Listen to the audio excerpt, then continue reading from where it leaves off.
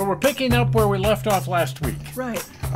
We've been building a sound system here for the Gardner Brothers mill, and the first thing we had to do was figure out how to quiet the motor because it was making all this noise. Yep. And that's not the sound we wanted. Not exactly, no. And this motor, it is working, it's just that it wants to spin a little bit faster than I'd like it to.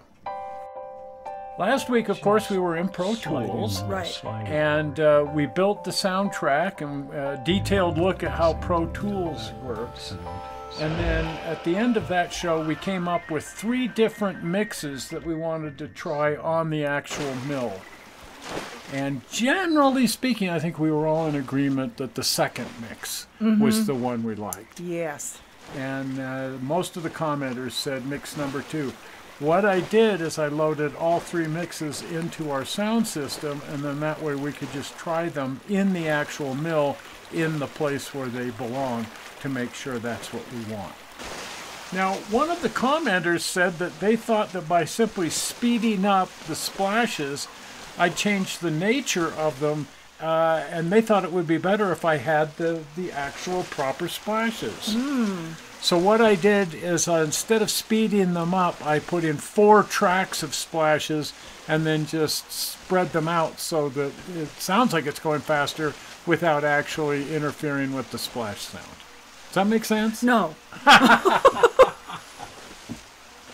Anyway, the longer version of the story is I started over kind of. I remixed the whole soundtrack based on what we heard when we put the sound in the mill. I thought the high end was really being squashed, and I agreed with the guy that said it needs to have better splashes. And Right, a runaway frog or two, yeah. yeah, and then I put in one great big bullfrog. He's nice. The others were a little overzealous. You know, sometimes I wonder what our neighbors think when they hear all these noises coming out of our house. Like, do you need a plumber? Having a bath? I know that's come up when I've been playing Big Thunderstorms. Right. Neighbors are looking to see why, if it's going to rain and what in the heck's going on. And the sun's out. At any rate, we're now ready to install the actual sound system in the mill so that we can play this soundtrack right from the mill instead of just messing around on the computer with it. So the heart of this system is going to be a soundboard. This is the Adafruit soundboard, and I buy them directly from Adafruit, but they're a great little soundboard that can hold quite a bit of sound. They're just awesome. So the Adafruit soundboard comes in like 6 different variations. This is the most basic. It's a 2 megabyte soundboard. It can hold about 1 minute of wave sound, and it's available here on Amazon, as you can see. It's $2 more, but then the shipping is less, so it just sort of depends on your preference to buy it on their website or on Amazon. Now this is the 16 megabyte version. Same kind of system, but this can hold up to 8 minutes of wave files and up to 16 to 20 minutes of OGG sound. So it holds a lot more sound. Other than that, it's the exact same board. Now the question comes up, so what exactly is the difference between wave and OGG or OGG, I guess you could call it. Anyway, wave files sound a lot nicer than OGG, but you can fit a lot more compressed OGG. If you're using OGG, it's an oddball format, and you can convert any of your files, MP3, AFF, anything, to OGG here on this website. It's totally free and it works great.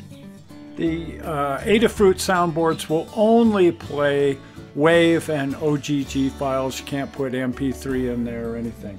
Everything's going to have to be in either wave format or OGG. But any format can be converted to those files here on Online Convert. Here's a couple of variations on the Adafruit soundboard. This is actually the one I like to get. except I get the larger memory size. But these have a headphone jack, and boy does that come in handy when you're testing things and so on, that you can load your sound in here and then plug in a headphone and listen to what you've got. Now they also offer both sizes of board with a built-in audio amplifier, so if you want to connect it directly to speakers, you can do that. Haven't done that, but may do that in the future. I've been using an external amplifier, but I think it'd be so much simpler to just get the board that has the built-in amplifier. But I've been using this little amplifier here. It's made by Letgo, and it works. You know, it does the job, and it's $5, so there's that. So I buy a couple of these at a time. The one thing that it doesn't have that I wish it had is an indicator light that says it's come on. That sounds kind of silly, but there are so many times when I'm not sure if the thing is working or not. I think you need a better amplifier. You've had a lot of difficulties with this. Well, there was some verbiage. Yeah. So I actually bought one of these, and it has an indicator light, and it has screw terminals, and it's large enough that I can read the writing. Oh! And has a knob. That's always good. Everything should have a knob. It doesn't matter what it is, it should have a knob. Well, and it's only a few dollars more. Yes, so I say we splurge. And here's a fun little thing that becomes kind of necessary. Both the Adafruit soundboard and these amplifiers that we're looking at all run on 5 volts. That's kind of the common digital, I don't know. But USB is 5 volts, and what we have right here is a 12 volt to 5 volt converter. It has 12 volts in from screw terminals, it has 5 volts out from screw terminals, and it has a USB jack. It's just power out on the USB jack. There's no data here or anything, but it's a great little 12 to 5 volt converter. I also bought some more of these cables. This is for Android. It's a USB to Android connector, but these do data.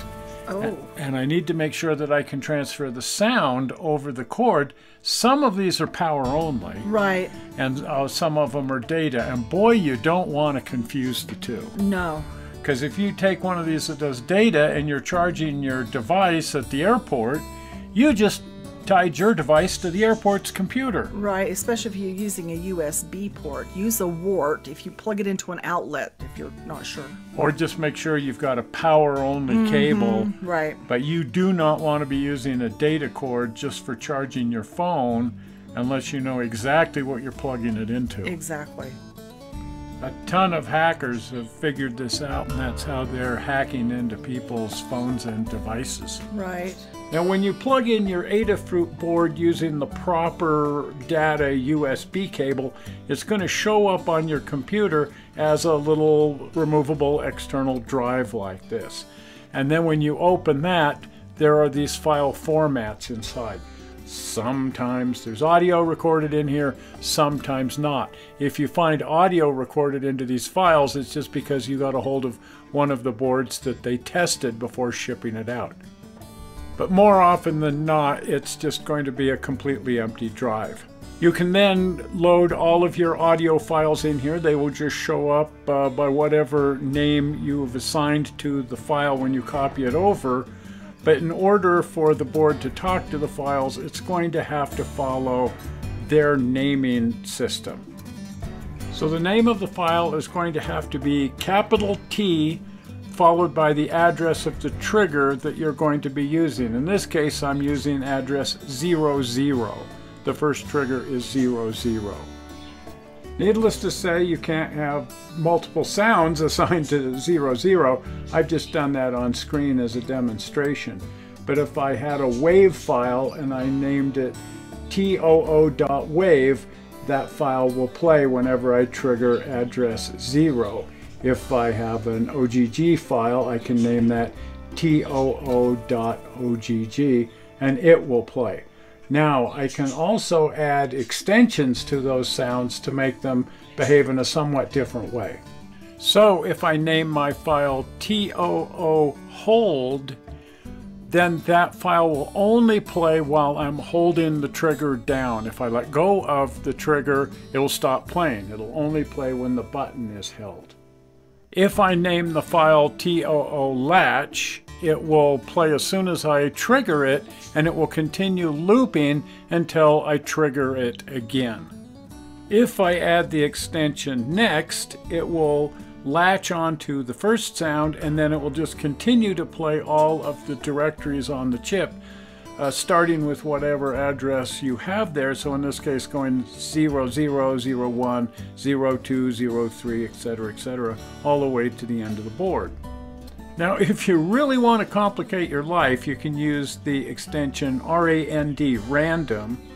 In this case, that would be TOORAND6.wave through TOORAND9.wave, and that will just randomly choose files between 6 and 9 and continue looping them until you hit the trigger again. This is one of those times where simpler is better. I think so. Right. Yeah, I've only ever used so far the extensions hold and latch.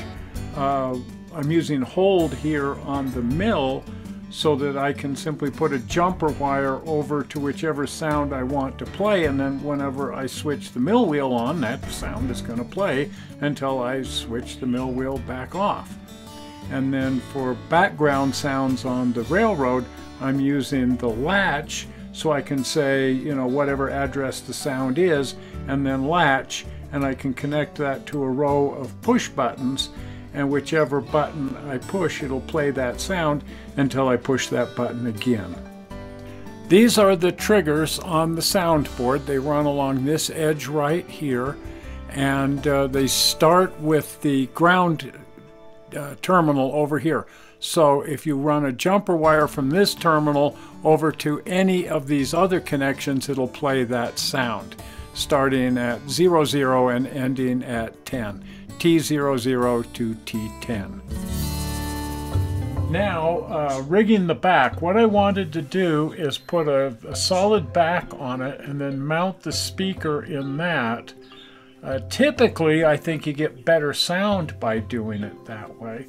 And then also I can mount all of the sound components to the back and then put it all on a jack so that it's removable. Right. So I cut a 3-inch hole here. I'm using a 3-inch 4-ohm speaker because the amplifier, these little small amplifiers usually need a 4-ohm speaker. And then I went ahead and mounted the speaker, and then I had to cut 2 more holes. The one in the upper left there is the circuit for the lights, and the one at the lower right is for the sound system. And there again, I'm using jacks on those, plugs on those, so that I can remove the mill entirely. Right. We have used that on all of the buildings on the railroad so far. It sure comes in handy. It does. Sometimes you just remove a building for maintenance and then you just unplug the lights, right, and take the whole thing over to the workbench. Now I've taken one of my 12-volt power supplies and just rigged it with these disconnects, and then everything on the railroad is connected to the railroad with one of these disconnects. That way I can plug it into my portable power supply when it's over at the bench, just for testing it. In this case, I've put in 2 different circuits with the plugs wired reverse from each other, male to female, and then I've got one of those connectors running to the mill wheel and the soundboard, and the other connector just running over to the lights. That way when I'm plugging it in on the railroad, I don't get confused and put them on the wrong circuit, which wouldn't hurt anything. It'd just have them turn on from the wrong switch on the control panel. This is the 12-volt to 5-volt converter, and I'm going to mount this inside the mill and then connect that to the soundboard via the USB connector.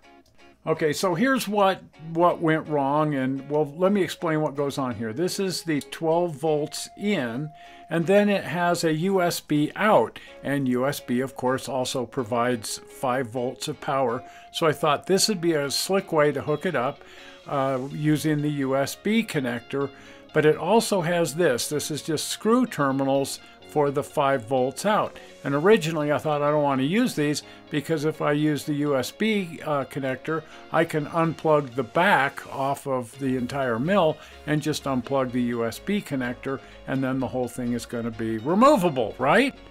Well, that was the plan, but it didn't quite work out that way. There was a bit of cursing. A little French, yeah. Heard a lot of different phrases there. I will say I was only using the biblical curse words. Exactly. You sort of invented a few of your own. It reminded me of a Christmas story when the dad was fixing the furnace. So here's where everything kind of went wrong. On the soundboard here, it's got a USB connection for power, and it also has solder lugs over here where you can tie 5 volts in there. And it also shows 5 volts out because it's a bus between the USB connector and the power in. Well, or so I thought. So I thought I can take a red and yellow wire here and run my 5 volts of power over to my audio amplifier, and that should power up my audio amplifier. Well, it should have worked, except for I was wondering what in the world was coming out of that speaker, and I had to run in here and see if everything was okay. Well, it wasn't the speaker, it was my voice. It was your voice, because I'm wondering why we're recording that. I was sounding a bit like a distorted speaker, but I was getting so frustrated. I switched out the amplifier. That didn't work. So I immediately went to Amazon and wrote a bad review that I bought 2 of these amplifiers and they were both dead. I didn't realize it was my mistake. Oh dear. I wanted to double check the polarity to make sure I hadn't switched it out plus for minus, and the polarity was correct, but I'm looking at my meter going, how come I'm only getting 3 volts? So by tying into the power bus on the soundboard, I was putting 5 volts in, but I was only getting 3 volts out.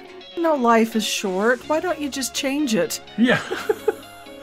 That was the plan. I'll just abandon the USB, don't use it, go to plan B. Yeah. Okay, so new plan. I'm going to run a wire here from the 5 volts out on the 12 to 5 volt converter and abandon the USB connection over here. And I still want it to be on a plug, so I'm going to put a plug in this line so that I can still easily unplug the back of the mill. And from there, I will run independent power lines over to the soundboard and the audio amplifier, so they each have their own power feed. Okay, moment of truth. Rig for foul language if this doesn't work. Okay, other than that, I was going to give you a drum roll. Yeah, just like Chevy Chase in Christmas Vacation. Exactly.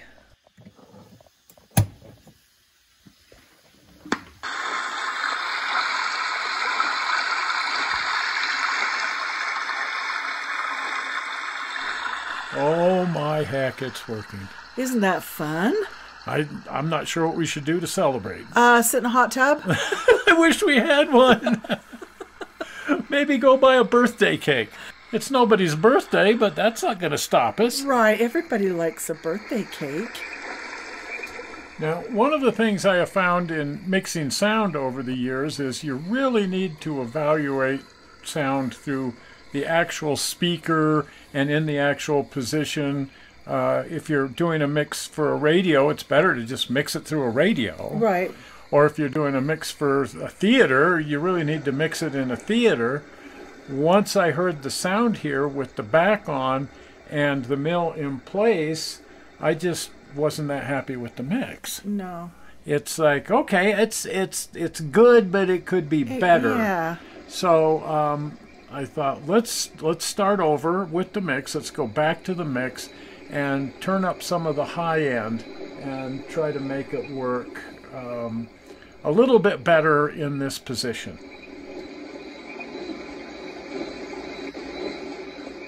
Oh yeah, that sounds a lot better. Doesn't it? Now, another thing I wanted to keep in mind is when this is in place, there's sounds coming from other places, most notably the background sounds in the room of either birds or crickets, depending on whether it's day or night. So we need to evaluate it with those sounds playing too.